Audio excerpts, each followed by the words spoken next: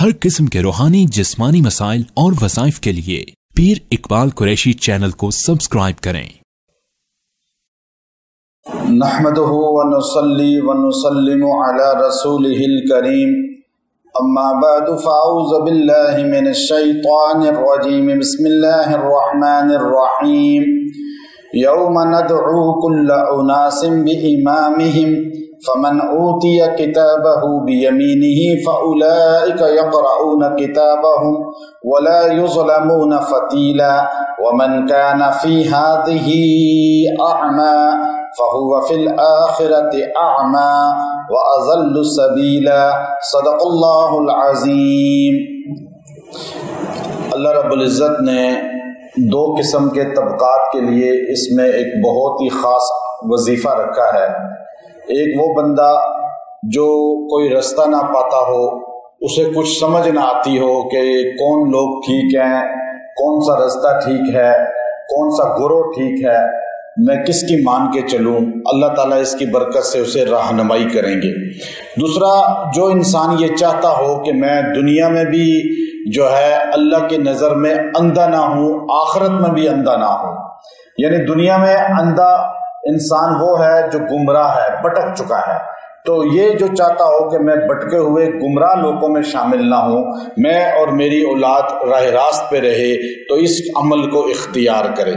अल्लाह रब्बुल इज़्ज़त ने यहाँ आयत करीमा के अंदर इरशाद फरमाया कि जिस दिन अल्लाह बुलाएगा, यौम नदउ कुल्ल उनास, अल्लाह ताला सारे इंसानों को अल्लाह ताला जब जमा करेंगे क़यामत के दिन, तो अल्लाह ताला ये नहीं कि एक एक को बुलाएंगे, बल्कि गुरोह दर गुरोह बुलाएंगे। मुत्तबईन आएंगे अपने पेशवा मुक्तदा के साथ, यानी अपने नबियों के साथ आएंगे। बाज ने कहा कि वो अपने जो जिन को मानते थे और नबी के बाद जिसकी पैरवी करते थे उसके साथ आएंगे। बाज ने कहा कि नहीं, वो अपने नामाए अमाल किताब के साथ हाजिर किए जाएंगे। यहाँ जो अल्लाह रब्बुल इज़्ज़त ने फरमाया कि यौम नदउ कुल्ल उनासिन बिइमामिहिम, लोग अपने इमामों के साथ बुलाए जाएंगे। इमाम का लफ्ज़ बोला, बाज इसकी जो है वो मानी गलत समझ बैठे, वो ये समझे कि बिउम्मिहिम, अपनी माओं के साथ पुकारे जाएंगे। हालांकि इसका कहीं भी सबूत नहीं मिलता कि ये माँ के नाम से पुकारे जाएंगे या बाप के नाम से पुकारे, लेकिन जो सही रवायात हैं वो हमें मुस्तनद यही बताती हैं कि जो बंदा क़यामत के दिन पुकारा जाएगा वो अपने बाप के नाम से ही पुकारा जाएगा, माँ के नाम से ही पुकारा जाएगा। जो सही रवायात बताती हैं कि वो अपनी माँ के नाम से पुकारा जाएगा। पूछा क्यों? का इसलिए कि हज़रत ईसा अलैहिस्सलाम को सुबकी ना हो, शर्मिंदगी ना हो। तो लेकिन आप सल्लल्लाहु अलैहि वसल्लम ने फरमाया कि एक बंदा है जो वाहिद इंसान है जो अपने बाप के नाम से पुकारा जाएगा। वो मक्का का जो सबसे बदबख्त इंसान था और जिसने नबी सल्लल्लाहु अलैहि वसल्लम की सबसे ज्यादा तौहीन की है, जिसको कुरान पाक में सूरह कलम के अंदर उतुल्लिम बअद ज़ालिका ज़नीम कहा है, और वो हजूर अलैहिस्सलाम के लिए गलत लफ्ज बोलता था। हजूर अलैहिस्सलाम ने फरमाया ये नाजायज औलाद है, यानी ये जो वलीद है बिन मुगीरा, ये नाजायज औलाद है। और फिर आपने फरमाया सारे क़यामत के दिन अपनी माँ के नाम से पुकारे जाएंगे, ये वाहिद है जो अपने बाप के नाम से पुकारा जाएगा, क्योंकि इसका बाप वो नहीं है जिसका ये नाम अपने नाम के साथ लिखता है, ये हराम की औलाद है। इस आयत से अखज़ किया है कि जो तौहीन मुस्तफ़ा करता है, जो तौहीन नबी सल्लल्लाहु अलैहि वसल्लम, सहाबा और अहले बैत की करता है, वो नाजायज औलाद हो सकता है, हलाल की कभी नस्ल नहीं होती। तो इसलिए यहाँ फरमाया बी इमामिहिम, वो अपने इमामों के, इमाम का मानी जो है कुरान में भी जगह जगह आया है।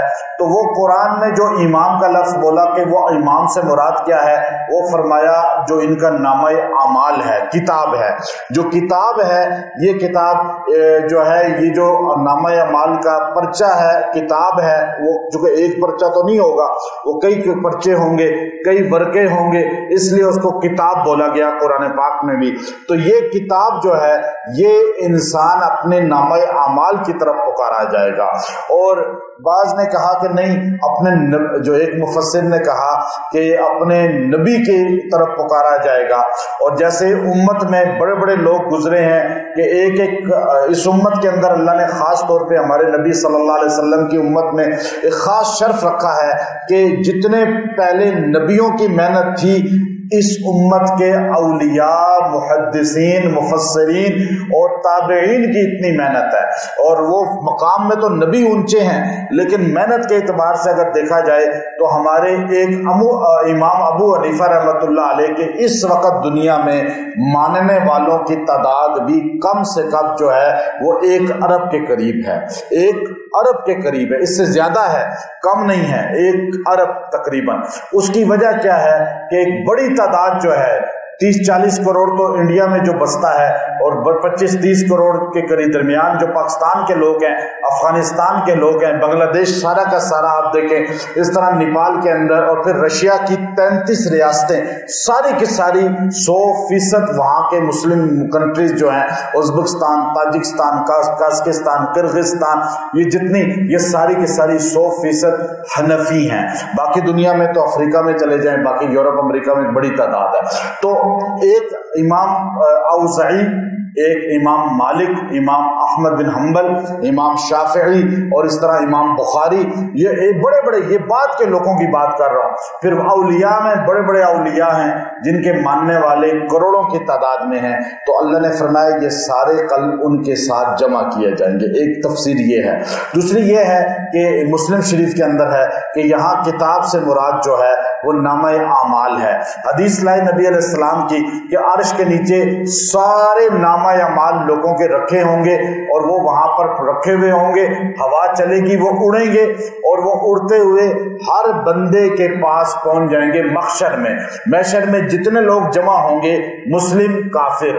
اچھا، اللہ نے وہاں تقسیم رکھی ہے کہ مسلم کوئی بھی ہوگا، مومن، چاہے وہ گناہگار ہے چاہے وہ پرہیزگار ہے، اس کے دائیں ہاتھ میں نامہ اعمال ملے گا.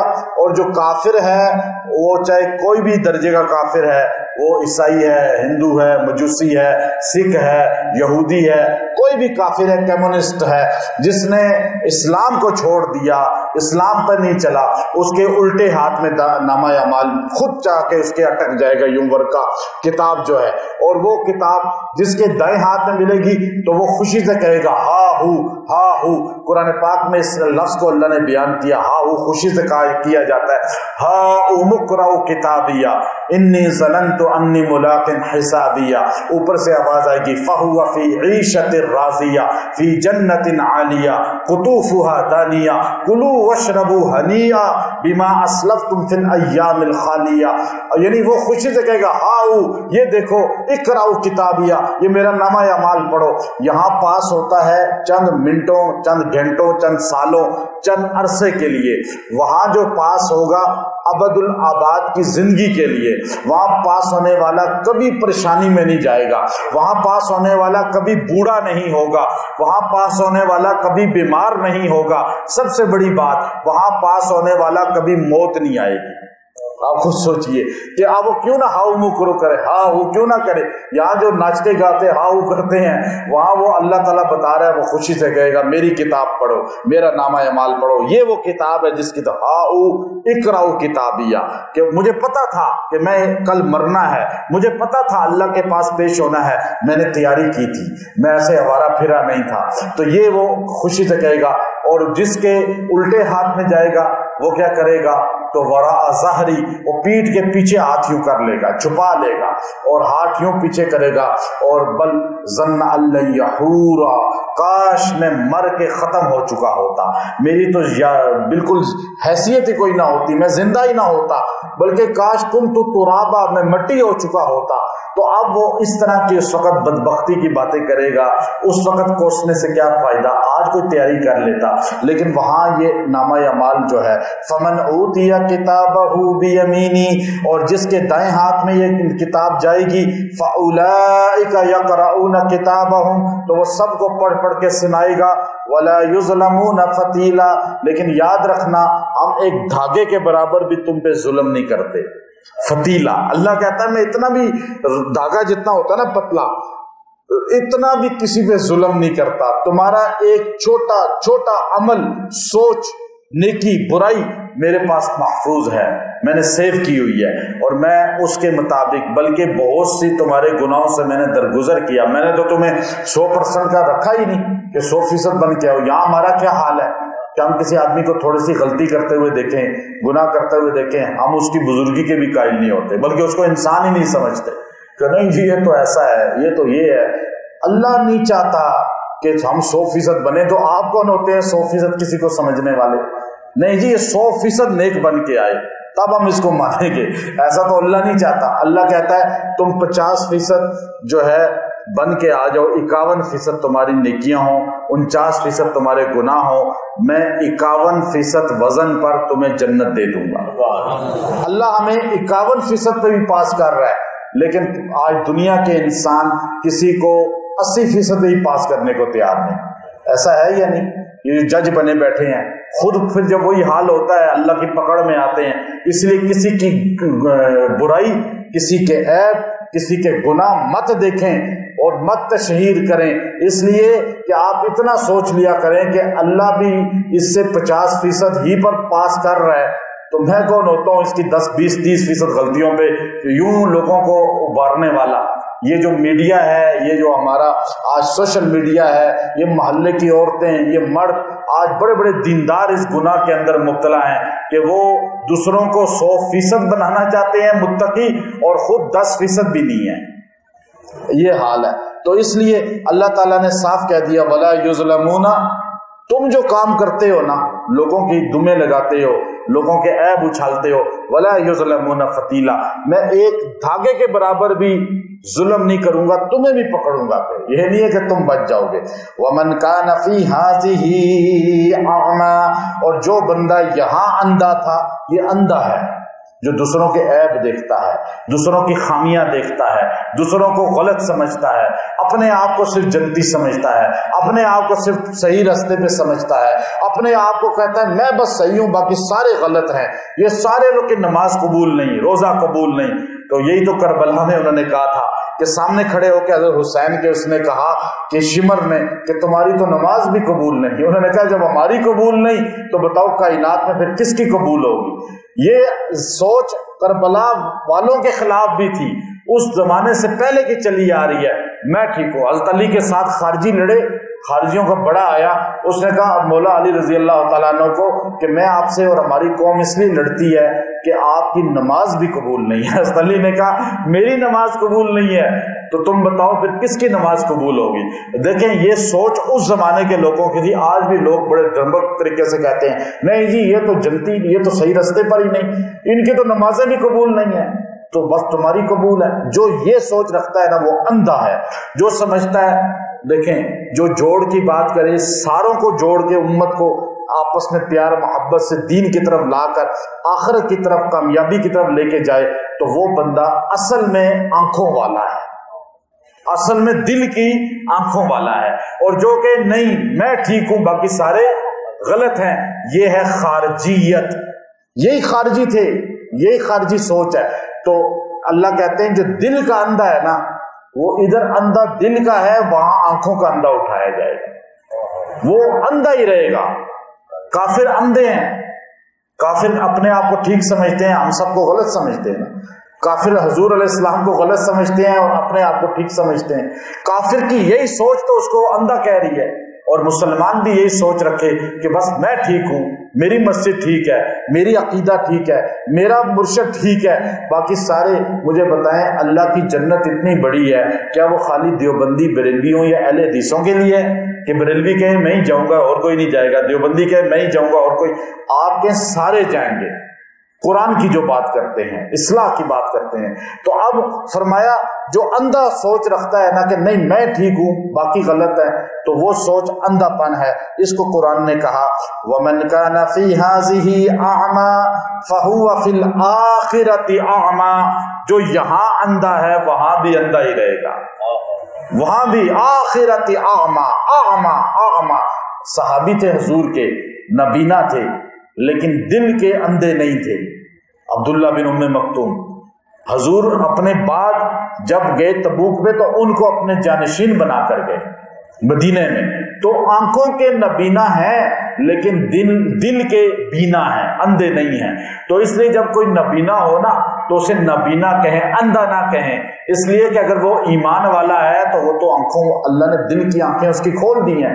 تو یہ جو اندھا ہے نا، یہ اللہ کہتے ہیں جو ادھر اندھا ہے وہاں بھی اندھا، یہاں نماز نہیں پڑھتا، یہاں قرآن نہیں پڑھتا، یہاں دین پہ نہیں چلتا، وہاں بھی اندھا ہی اٹھایا جائے گا۔ اور قرآن کہتا ہے سورہ طٰہٰ کا لاسٹ پڑھے رکوع، وہ کہے گا ومن کان، وہ کہے گا کہ زن کا، پہلے وہ کہے گا کہ مجھے کیوں اٹھایا گیا نابینا، جب وہ کہے پہلے اللہ تعالیٰ معیشت کو تنگ کرتے ہیں، پھر وہ یہ شکوہ کرے گا مجھے نابینا کیوں اٹھایا، تو وہ کہا جائے گا کہ تم نے دنیا میں مجھے بھلا دیا، میں نے تمہیں آج بھلا دیا۔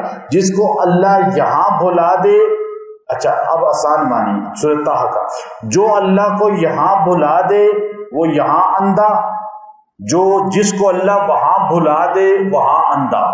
یہاں ہمارے پاس اختیار ہے، ہم اللہ کو بھول جائیں یا یاد کریں گے تو آنکھوں والے ہیں، نہ یاد کریں گے تو اندھے ہیں۔ تو اب جو بندہ چاہے کہ وَأَضَلُّ السَّبِيلَ، اور اندھا کون ہوتا ہے؟ جو رستے سے بٹک جاتا ہے، اللہ اسے سیدھے رستے سے بٹکا دیتے ہیں، پھر اسے پتہ ہی نہیں چلتا ٹھیک کون ہے غلط کون ہے، وہ ناچنے والوں کو ٹھیک کہہ رہا ہوتا ہے اور نماز والوں کو برا کہہ رہا ہوتا ہے۔ تو جو بندہ یہ چاہے کہ مجھے رستہ صحیح مل جائے، میں جو بٹک رہا ہوں، صحیح مجھے سوچ فکر نہیں مل رہی، صحیح گروہ نہیں مل رہا، صحیح رہنمائی نہیں مل رہی، یا جو آدمی کوئی فیصلہ نہ کر سکتا ہو، یا جو آدمی ہے میرے بچے اور میں گمراہی سے بچیں، اللہ ہمیں سیدھے راستے پہ رکھے موت تک، تو وہ یہ آیت کریمہ آیت نمبر 72 ہے، 72 نمبر آیت سورہ بنی اسرائیل، اس آیت کو روزانہ 21 بار پڑھ کے جو ہے 21 دن تک دعا کرے، اللہ تعالیٰ اس کی برکت سے اسے راہ راست بھی دے دیں گے، صحیح رستہ بھی سکھا دیں گے، صحیح رستے کو گامزن بھی کر دیں گے۔ اگر کوئی عورت ایک بار یہ آیت پڑھ کے کھانے پہ دم کر کے اپنے گھر والوں کو روز کھلائے گی، اللہ تعالیٰ یہ کھانا کھانے والوں کو گمراہی سے بچائیں گے، بھٹکنے سے بچائیں گے۔ اگر آپس میں لڑائی جھگڑے ہیں اور یہ ایک بار دم کر کے کھلا دیں کسی چیز پر، اللہ تعالیٰ جوڑ محبت پیدا کر دیں گے۔ اس آیت میں اللہ تعالیٰ نے بڑی تاثیر رکھی ہے، اور اس کا معنی بھی یہی ہے کہ آپ، اللہ تعالیٰ خود فرماتے ہیں کہ جو یہاں اندھا بن کے زندگی گزارے گا، نہیں دیکھے گا میرے دین کو، میرے قرآن کو، میرے حکم کو، میرے نبی کے عمل کو، تو وہ وہاں اندھا بن کے اٹھایا جائے گا، وہ وہاں بٹک جائے گا، یہاں بھی بٹک گیا، وہاں کا بٹکا ہوا ابد الآباد کی سزا میں چلا گیا، جہنم میں چلا گیا۔ وآخر دعوانا الحمد للہ رب العالمین۔